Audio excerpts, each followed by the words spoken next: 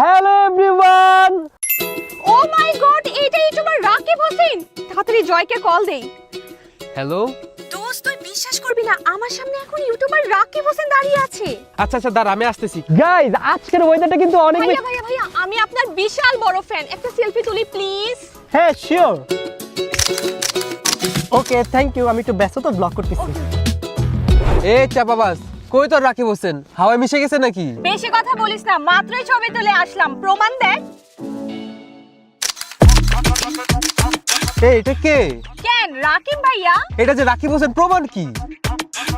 আয় হায়, আমি এটা কি করলাম? তাড়াহুড়া ছুটে তো ভালো মতো ছবি তুলতে পারিনি। আমার হাত তো অনেক ছোট, তাই ফোন দূরেও নিতে পারিনি, রাকিব হোসেনকে ফ্রেমেও নিতে পারিনি। চাপাবাস কোথাকার। জয় জয় জয়, দেখ ওই যে Rakib Hossain.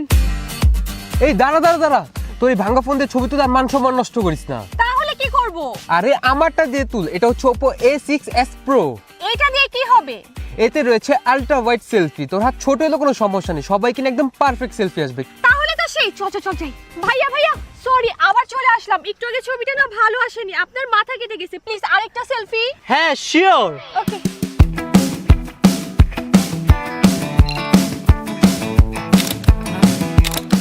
Long lasting battery power আর সবাইকে নিয়ে perfect frame Oppo A6s Pro।